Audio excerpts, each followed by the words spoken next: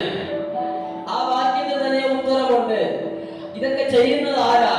ഈ അവരെന്ന് പറയുന്ന ആ ഒറ്റ പദം, അവിടെ ഇരിക്കുന്ന വ്യക്തി ആരാ? ദൈവമാണോ? പരിശുദ്ധാത്മാവാണോ? ക്രൂശിൽ മരിച്ച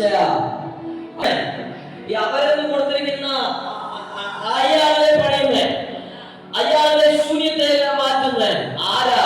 അതിന്റെ ഉത്തരം അവരെന്ന് പറയുന്ന ഉത്തരം 61-ാം അധ്യായത്തിൽ ആദ്യത്തെ വാക്യത്തിൽ കൊടുത്തിട്ടുണ്ട്. വായിക്കും.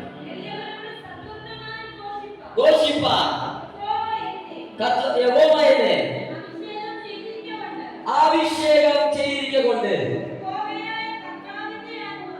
യഹോവയാകിയ കർത്താവിന്റെ ആത്മാവ് എന്റെ മേൽ, യഹോവയായ കർത്താവിന്റെ ആത്മാവ് എന്റെ മേൽ. അവനാരാ? പരിശുദ്ധ ആത്മാവെ പ്രാപിച്ച വ്യക്തിയാണ് ഇവിടെ പറയുന്നത്. മനസ്സിലായോ? ഞാൻ പ്രസംഗത്തിന് മുമ്പായിട്ട് നിങ്ങൾ ഒന്ന് തെളിവാക്കി കൊണ്ടുവരണമല്ലോ. ഞാൻ ബൈബിൾ കോളേജിൽ അങ്ങനെയാ പഠിച്ചേ. മനസ്സിലാകാതെ വല്ലതും ഇങ്ങനെ കിടന്ന് നിലവിളി വിളിച്ച് അങ്ങേ നടന്ന് വിളിച്ചിട്ടും അല്ലാന്ന് നടന്ന് വിളിച്ചിട്ടും അപ്പോ നടന്ന് വിളിച്ചിട്ടും ഒരു പ്രയോജനമൊന്നുമില്ല. നമ്മൾ എന്തെങ്കിലും ഒന്ന് പ്രാപിക്കണമെങ്കിൽ എന്തെങ്കിലും നമ്മൾ മനസ്സിലാക്കണം. വചനത്തെ കേൾക്കുക ചെയ്യുന്നവർ ആരാ? യഹോവയാകിയ കർത്താവിന്റെ ആത്മാവ് ഇരിക്കുന്ന ഒരു മനുഷ്യനാണ്. ആരൊക്കെ അഭിഷേകം പ്രാപിച്ചിട്ടുണ്ട്? ആരൊക്കെ അഭിഷേകം പ്രാപിച്ചിട്ടുണ്ട്? ഈ സഹോദരി പെട്ടെന്ന് ഇവിടെ ഓടി വന്നറിയോ? അത്ര അത്ര എന്തുസ്യാസ്റ്റി വചനം കേൾക്കണമെന്ന് അവൻ കർത്താവ് അനുഗ്രഹിക്കട്ടെ. അപ്പോ ആരൊക്കെ അഭിഷേകം? എല്ലാവരും അഭിഷേകം പ്രാപിച്ചിട്ടുണ്ട്. മാക്സിമം ഉള്ള എല്ലാവരും. അഭിഷേകം പ്രാപിക്കുക എന്ന് പറയുന്നത് വെറുതെ അല്ല.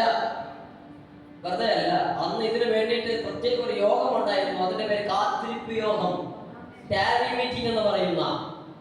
നമ്മുടെ അപ്പച്ചന്മാരും നിങ്ങളൊക്കെ നന്നായിട്ട് അറിയാം. അന്നൊക്കെ ഇതുപോലെ ബിൽഡിംഗ് ഒന്നും അല്ല, ചാണകം മെഴുകി അങ്ങനെ തേച്ച തറയും അവൻ ഓല കൊണ്ട് ഇങ്ങനെ പണിത ചില ചെറ്റപ്പര പോലെ കിടന്ന അനുഭവത്തിന്റെ അകത്ത് എത്ര രാത്രിയായാലും ഈ ടാരി മീറ്റിംഗ്, ഈ കാത്തിരിപ്പ് യോഗം എന്ന് പറയുന്ന ഈ യോഗം അവൻ 7 മണിക്കോ 6 മണിക്കോ തുടങ്ങിയാൽ നമ്മൾ ഇന്ന് ആമേൻ പറയുന്നത് 9 മണിയായിരിക്കും. പക്ഷേ അഭിഷേകം വന്ന് അന്ന് കത്തിക്കഴിഞ്ഞാൽ 9 മണിക്ക് യോഗം തീരത്തില്ല, 10 മണിക്കും യോഗം തീരത്തില്ല.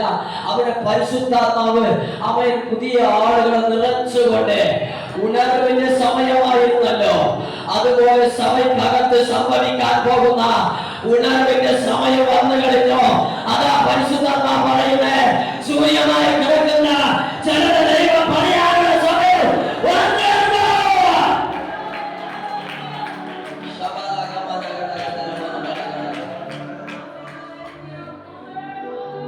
അഭിഷേകം പ്രാപിക്കുന്ന വ്യക്തി വെറുതെ അല്ല, അവൻ പണിയണം. അവന്റെ കയ്യിൽ ചില ദൗത്യങ്ങൾ എന്റെ ദൈവം ഏൽപ്പിച്ചിട്ടുണ്ട്. ഇടിഞ്ഞുപോയ കുടുംബത്തിന് അവൻ പണിയണം, സഭയെ അവൻ പണിയണം, തലമുറയെ പണിയണം, ജീവിതത്തെ പണിയണം. അവൻ വെറുതെ